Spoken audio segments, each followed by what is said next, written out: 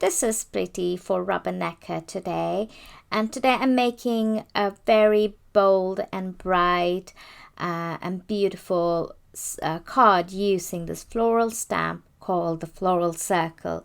This stamp is quite a large stamp, and I really like that you can just use just the stamp to completely create a focal point or focal image for your card. So I'm starting off by stamping this stamp onto a craft note card, and you saw me earlier, I took the padding off the MISTI so it's easy to stamp because this is a rubber stamp. You don't really need that extra padding. And I'm using this black VersaFine Onyx black ink, which is a nice crisp black pigment ink. Also, I'm making sure to leave the stamp in the MISTI as is because I'll come back to it later.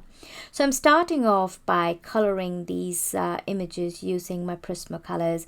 And you want to make sure your Prisma colors are nice and sharp because these are tiny images, and you want that the nib, or not the nib, the point of the pencil to really go into those tiny crevices.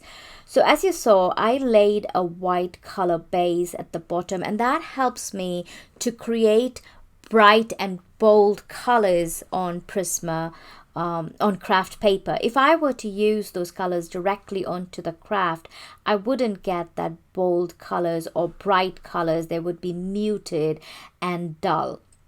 And that's the reason why I'm using white. And of course, you can always, if you like that look, yes, you can definitely skip the white color pencils and just do the regular colored pencil, the purples and the yellows. And as I'm coloring, I'm also making sure that I'm not blending the purple with the yellow, because if I were to blend the purple with the yellow, it will make mud. So I'm making sure there's a gap between the purple and the yellow, so that I can come back with my white and blend them without making or creating mud. I'm doing the same thing to the stems as well, stems or filagrees as well. I'm adding the white as a base, and then I'm taking this deep dark olivey color and I'm adding it to the outer edge of that stem or the filigree that's out there. And that'll give a rounded effect to that filigree. And then I'm going to go with this lighter shade and I'm going to just blend that in, leaving a slight highlight of white. And if you lose that highlight, you can always come back with the white pencil and go over it again.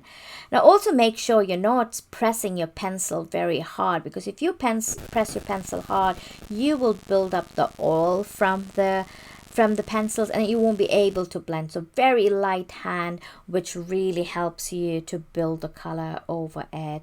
And I'm just going to continue coloring this entire panel the way I said. I'm just going to keep doing the purple and the yellow for the flowers and 2 different shades of green. I'll also write the names of the colors that I've used in the description box below if you're interested. There was a black dot which was bothering me so much, so I just took this mono eraser. It's actually a sand eraser, and just erased it, and that thing came off. And here you go. I've completed all the coloring exactly the way I did earlier. And remember, I said to keep that in the MISTI, the stamp in the MISTI. So I'm just going to go back and stamp this using my VersaFine. And the reason is Prismacolor usually take it if you put it over the black, it kind of makes the black muted. So you want to stamp it once again if you want the crisp black line again, and make sure you heat set it, because again, it's an oil base and VersaFine is a pigment ink. There are chances of you smudging it, so make sure you're heat setting it. Now I've taken this butterfly stamp from the watercolor butterfly set. I love these butterflies. I've used this in the past too. They're really beautiful butterflies, and I'm doing exactly the same thing. I just am laying the white color and then I'm laying the colors on top of it. In fact, in the end of the video you will see 2 cards that I've made. I've just got a picture of it, and the second card butterfly is actually directly onto the cardstock without adding the white underneath it, and you can see the difference between the 2 colors. One is quite bright and the other one is quite muted. I wouldn't say it's dull, but it is deeper. The color is quite deeper. It's not bright, but it's deeper. Anyway, so I'm just adding that color, and you see this purple color. I'm laying some lines using that purple color, and when I use purple on orange or yellow, it actually makes a deeper shade of the orange color itself. It mixes with it and creates a brownish tone, and that really works well for shadows. So here you go. I finished the entire butterfly, and I did exactly the same thing. I left the stamp in my MISTI so I could come back and stamp once again over those black lines, but this time I'm going to add some gold embossing powder onto the black. I've always noticed when I add gold embossing powder onto a black pigment ink, the gold has a very deeper antique look, like a very old look, and it has a beautiful effect than adding it on clear embossing powder.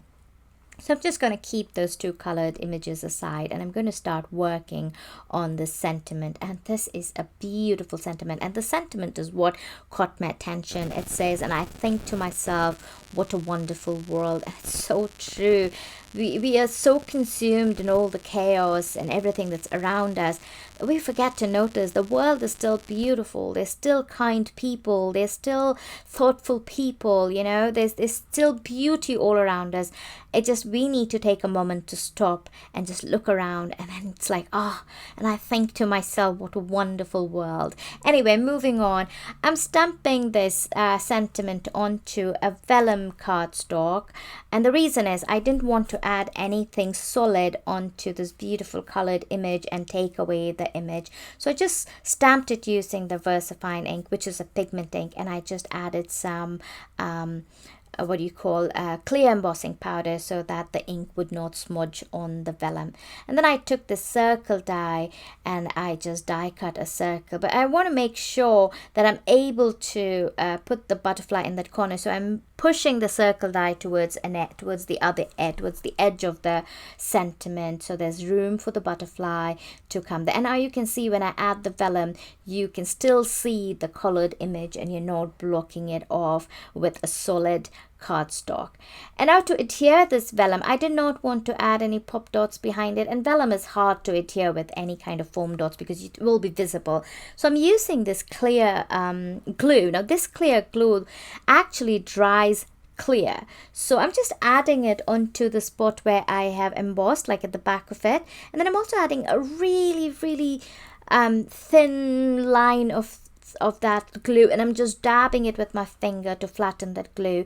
Though it's seen white right now, but trust me, when it dries, it completely dries up clear and you can't see glue at all, and your vellum is out there fixed. And plus the colors from the stamp do hide the glue as well, but honestly there was no glue left. And I want to adhere this butterfly, and I want to make this butterfly kind of have the wings popped up in the body knot. So what I'm doing is I'm just adding two foam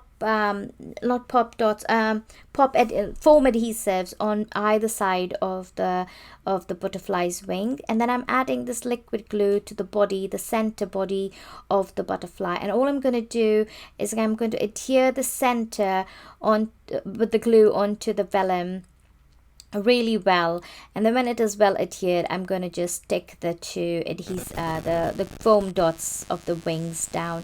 I'm just making sure that I don't cover the sentiment in any way, and that just gives an illusion that the butterfly's wings are raised and the body is like sunken down. It just gives that 3D effect. And I'm just adding a few gemstones as usual. I love to add my gemstones. There's something about it that it just finishes off the card itself. It just brings out some more pizzazz to the card. And with that, pretty much this card is done. And then all I did is I just took this top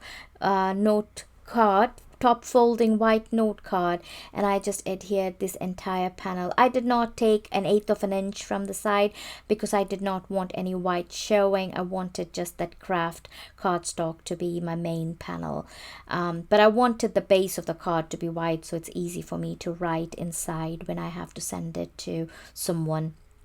So I'm just adding some Again, the same glue, liquid glue, and I'm not adding any pop adhesive behind it either. And that pretty much finished this card. I hope you liked this video.